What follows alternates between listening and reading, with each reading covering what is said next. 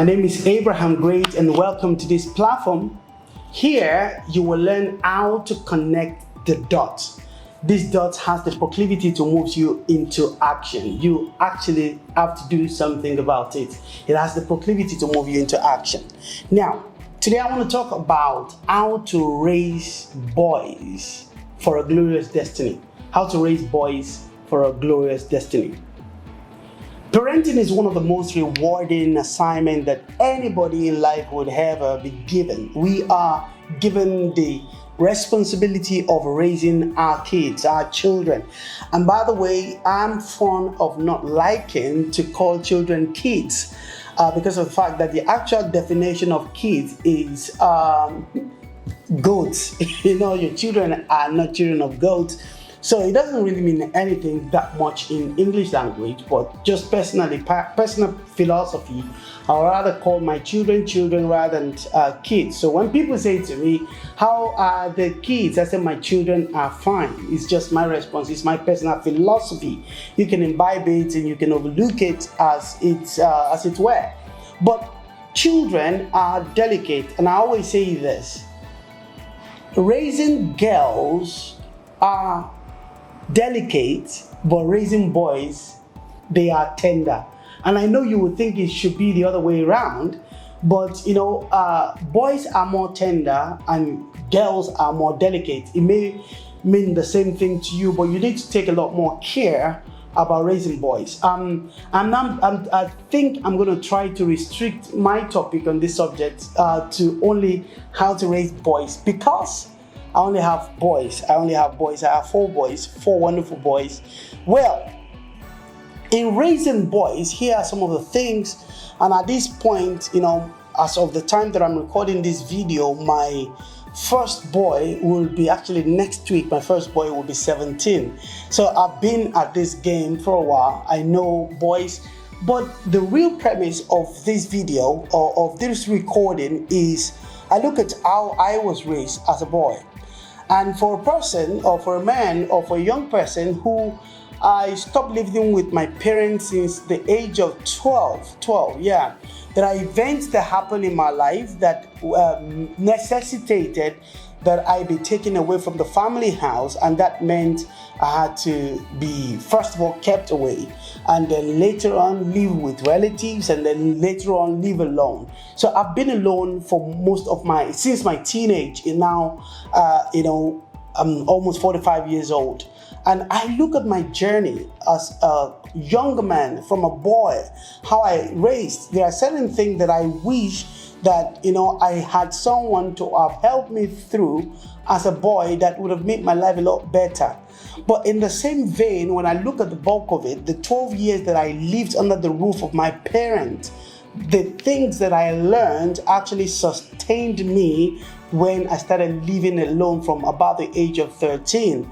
Even though some of those years, about 3 or 3.5 of those years, meant that I still have some kind of guardian or parental oversight, but the rest of it from about 16-year-old till now, I've been a man on my own. I've been by myself. But here are the things that I learned. First of all, you have to understand that there are 4 seasons in your relationship with your children, either they are male or female. The number 1 season is the morning season. In the morning season of your relationship with your children, you've got to understand that you are totally, absolutely in charge. You are in control. You're the one, feeding them, you're helping them to stand up, you're helping them to work, you're helping them to learn colors, you're learning everything about their life, you are involved. And this will last most of the time into about the age of 14, 15, between 13, depending on the development of that child. A child actually begins to enter into the afternoon of their life, which is of your relationship with them, from around about the age of 16. So when you get into the age of 16, you are now entering into the early afternoon. By the time they're 18, they're full adult, and you realize that at that point, from about 15, the same child that you will beat or you could beat, rebuke, and say things to, you realize from around about the age of 16, 15 downward, they begin to have conversation with them. At some point in the afternoon, you might even be afraid of them. because you don't want to hurt them. They have their own opinion. They are fully grown. They have opinions. In the afternoon of your relationship with your children, this is what happens. You are both in charge. Remember, in the morning, you are fully in charge. But in the afternoon, you reason together. You reason together. In the afternoon, you discuss, you dialogue. You are not just saying, don't go out. At this point, you say, okay, where are you going? What is happening there? Who are you meeting with? You deliberate. You cannot just, unequivocally say to them yes or no. At this point, you actually have to dialogue with them. And you realize that if you do not understand that afternoon, you can misuse it. Now, be careful with all the 4 seasons. Now, the evening season of your life, of their life, is that you are still, both of you are still in charge of their life, but this time around, they are not available for you to monitor. They are not available. So they might live under your roof, but at this point in the evening, you got to learn when the evening season has come.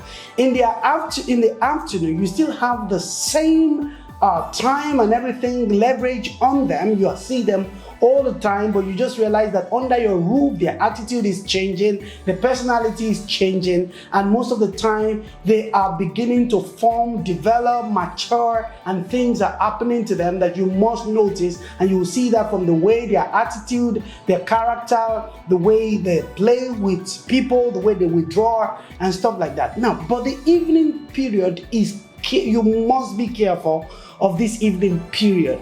In the evening period of your relationship with your children, you're still the father, you're still the mother, you're still the parent, but it is difficult trying to understand your child. Your child relates with the outside world, with friends, with colleagues, more than they relate with you.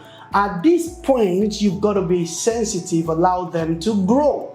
If you check your life from around this age too, in the evening of your relationship, say in your 20s, from around about the age of 22, 23, 21, sometimes some children mature so early that they actually have chances in life to run fast through the adolescence age, which is that teen age, and they actually go into the evening very quickly. Some children never got into the evening until maybe they finish or they go to university. At this point, you got to learn to let go and let the children begin to be themselves. This is the evening period is a very formative period for the child.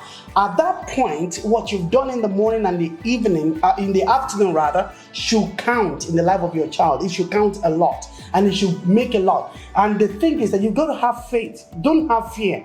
Don't think every time your child goes out, they're going to do something evil or they're joining up with a gang. Your child may already be meeting with people that are going to change their destiny for good.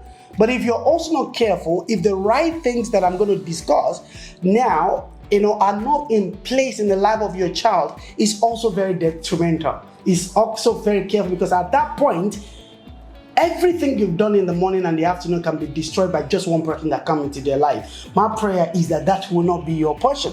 But you want to keep an eye. But there is one tool that can help you here, or maybe 2 or even 3. Number 1 is that you've got to trust your child.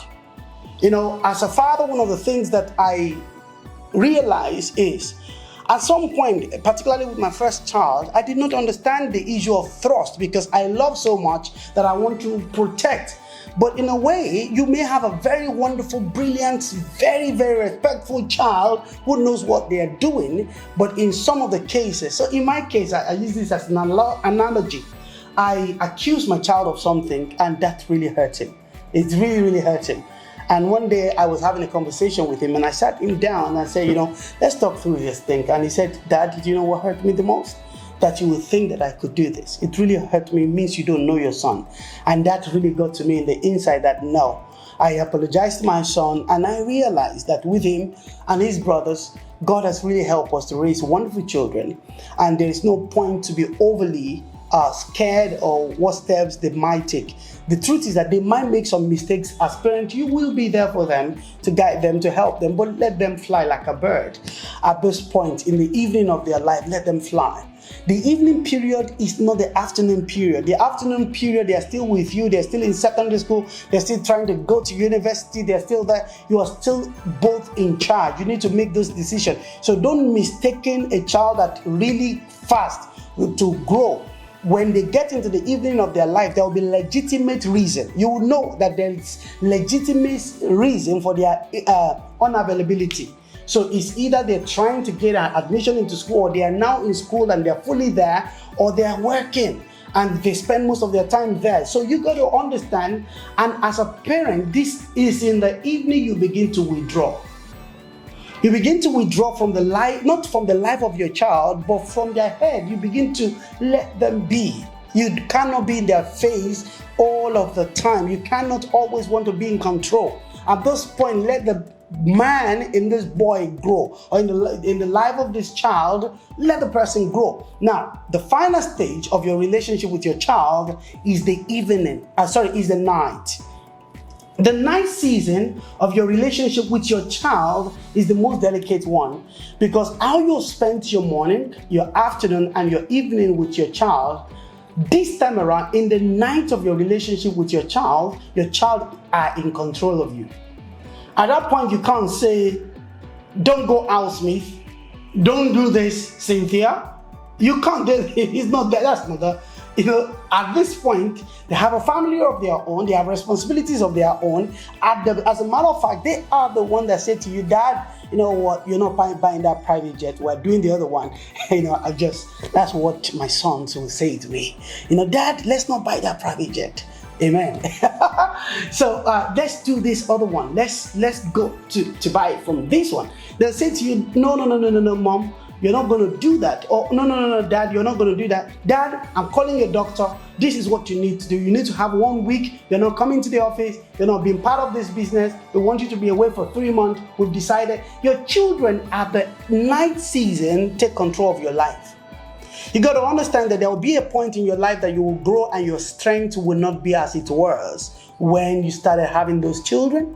There will be a point, if God gives you and you live above 70-year-old, you will be frayer than you were before. The children at some point will have to take care of you. Now, if you have a good morning, if you have a good afternoon, if you have a good evening with your children, your relationship with your children in the night will be superb. It will be wonderful, because they will love you so much. If you don't have a good morning with your children, please do try in the afternoon to rebuild your relationship with them. If you lost the morning and you lost the afternoon, in the evening, do everything possible to restitute, apologize, amend, and let the children know that now you got it, although you got it too late. But be humble enough that, child, son, daughter, I got you wrong. I'm really sorry. Please forgive me. You're a good child. You this, that. And the children, because they too will become parents, will begin to reason, oh, my mom used to be like this. My dad used to be like this. But really, they meant well for me. I may have misunderstood them also. But here is what it is. And I'm forgiving my dad. I'm forgiving my mom. Well, my name is Abraham Great. And I'm just trying to connect the dot. For more videos from Abraham Great, visit my website at www.abrahamgreat.com. Subscribe to my YouTube channel, and you can follow me on Twitter, on Instagram, on LinkedIn, and every other social media out there. Or I might just see you live in one of my events. It is working.